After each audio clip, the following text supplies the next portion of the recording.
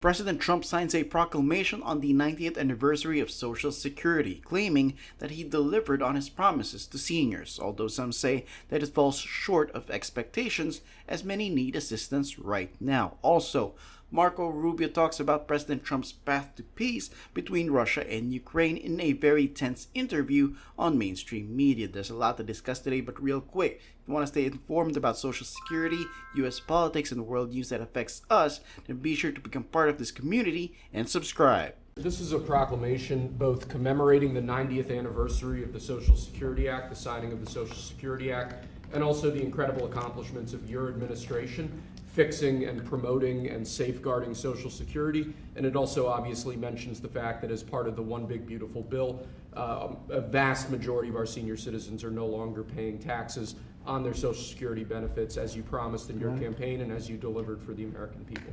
The White House claims that 88% of all seniors who receive Social Security will not pay taxes on their benefits. This is according to a brand new analysis from the Council of Economic Advisors. Let's go by their numbers here. In one scenario where a single senior is receiving the current average retirement benefit of approximately $24,000, at that point the maximum amount that's taxable is 85% or $20,400. Under the One Big Beautiful Bill, that same senior can get a deduction of $23,500, one that would exceed the senior's taxable Social Security income. The same can be said for married seniors. Now, as good as this sounds on paper, some say that it's not enough. One of those groups who are calling for instant relief is the Senior Citizens League, something that many of you agree with in polls that we've had in the channel. Their group is calling for a one-time payment of $1,400 to be added to next year's COLA increase. They also conducted a survey of seniors that found that 96% of recipients say that SSA should base their COLA calculations on another set of data, something that I've personally called for as well, for the COLA increase to be based on the Consumer Price Index for the elderly. This is due to the increases not matching inflation for years now, and with costs of Medicare premiums going up, seniors need all the help they can get. But again, this is something that has to be addressed not only by President Trump, but by people in Congress.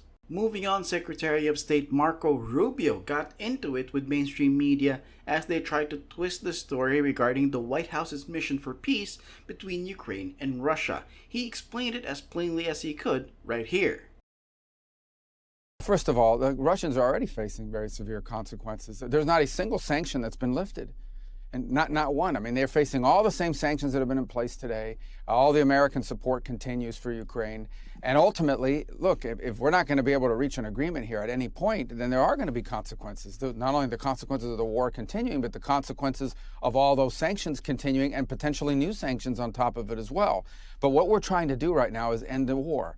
And in order to end the war, you've got to give every opportunity that exists. You have to be open to any opportunity that exists to bring it about. That was clear, right? Just because President Trump had Putin in Alaska doesn't mean that Russia's off the hook. They're facing economic consequences as we speak, consequences that could be elevated if a peace deal isn't achieved. But I want you to listen to what they're asking Rubio here because it just doesn't make any sense.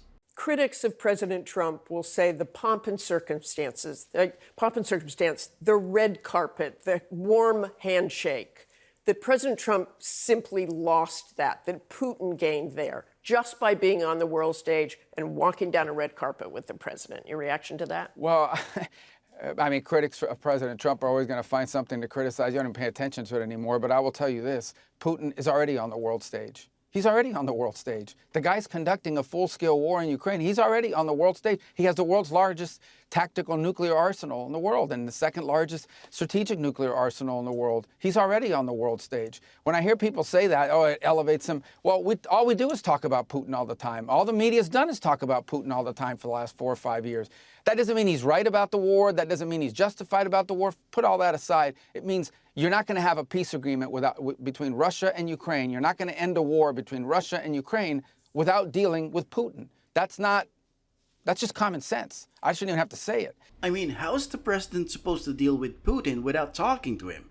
And I get that there's outrage about giving him a red carpet and all, but they have to let him work this out. It's not like Trump's meeting Zelensky in a McDonald's or something, right? He's personally welcomed him to the White House himself. Speaking of which, some say that we should give up on this peace deal, and that's because some claim that Zelensky doesn't want the war to end. The constitution of Ukraine makes it impossible to give up territory or trade land.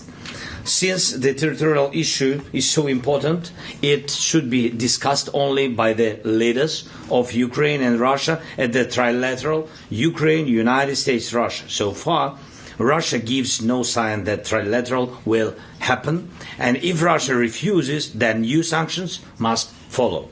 Critics of Zelensky say that this is just an excuse to keep the war and flow of money going. And while he says that he cares about their constitution, others say he didn't care about it when they had their presidential election. But what do you think about this? Let me know in the comments. If you want to stay updated on everything that's going on around us, make sure to subscribe and share this with everyone you know. As always, thank you for your time. Talk to you in the next one.